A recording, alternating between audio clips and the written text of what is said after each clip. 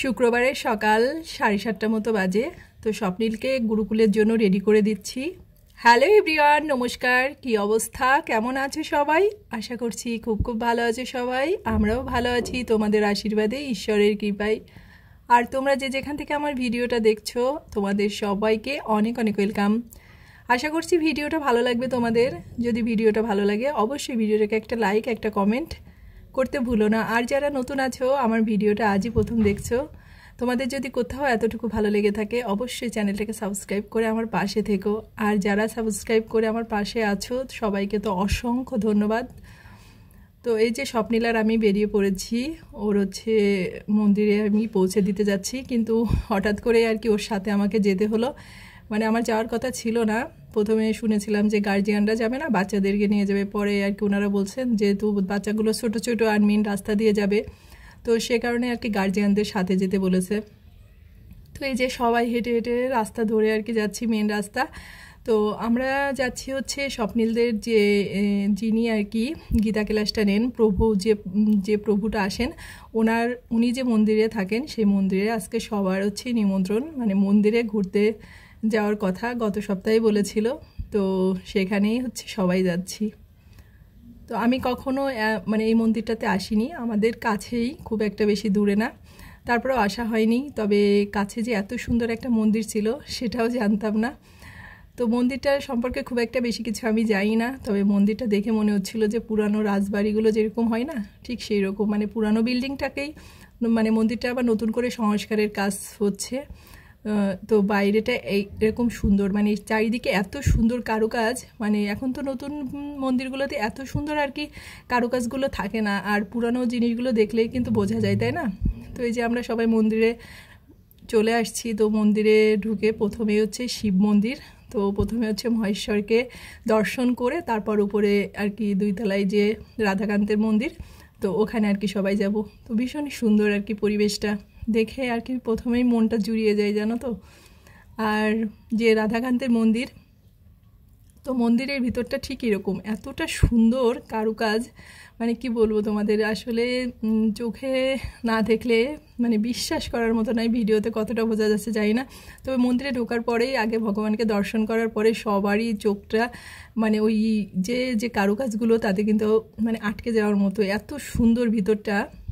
তো ভাবলাম তোমাদের সাথেও একটু শেয়ার করি, সব কিছুই তো শেয়ার করি, তাই না? তো এই যে মন্দিরটা তোমাদেরকে ভাবলাম একটু ঘুরে ঘুরে দেখাই, আর আমিও একটু দেখে নিই। তো যে বললাম যে মন্দিরটা এখনও পুরোপুরিভাবে কমপ্লিট হয় নাই, সংস্কারের কাজগুলো চলছে মন্দিরে। তো আমরা অনেক লোকজন আসছি। তারপরে এই যে মন্দিরের বাইরেটা এরকম, মানে 2 তলায় মন্দিরটা, 3 তলা বিল্ডিংটা, পিছনের দিকে 3 তলায় খাওয়া দাওয়া রান্না বাড়ার ব্যবস্থা, আর এই যে সামনের 2 তলা। তো আমার এই বিল্ডিংগুলো এত ভালো লাগে যে উপরে একদম খোলা, চারিপাশ দিয়ে ঘোরানো মানে বিল্ডিংগুলো। তো এই পুরানো বিল্ডিংগুলো আমার কাছে ভীষণই সুন্দর লাগে দেখতে। এখন যত টাকা খরচ করে মানুষ যে দামি দামি বিল্ডিংগুলোই করুক না কেন, তবে আমার এগুলো সবচেয়ে বেশি প্রিয় আর কি, আর পছন্দের তালিকায় থাকে। তো এই যে দেখো কত সুন্দর।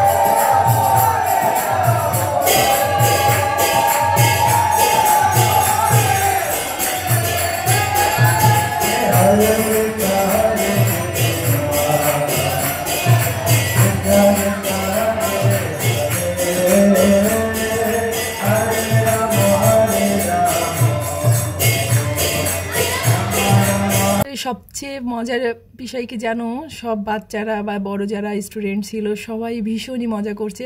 আসলে আমরা যেটাই করি না কেন, সেটা ধর্ম হোক বা যে পড়াশোনা হোক বা যে কোনো কাজই হোক না কেন, তো আমরা যদি তার ভিতরে একটু মজা আনন্দ খুঁজে না পাই তাহলে কিন্তু সেই কাজটা করতে ভালো লাগে না। তো যাই হোক, সুন্দর একটা উদ্যোগ, আর আমারও খুব ভালো লেগেছে, আর আমার স্বপ্নিলও অনেক এনজয় করেছে এখানে এসে। আর ওদের পড়াশোনার মধ্যে এটা মানে এই বিনোদনটা আসলে ভীষণই দরকার, তাই না? তো ওইদিকে কীর্তনটা হয়ে গেছে, আর প্রভু সবার জন্য প্রসাদের আয়োজন করেছেন। তো প্রসাদের মধ্যে ছিল হচ্ছে সবজি খিচুড়ি, মিষ্টান্ন, তারপর চিপস ভাজা, 3 রকমের ফল।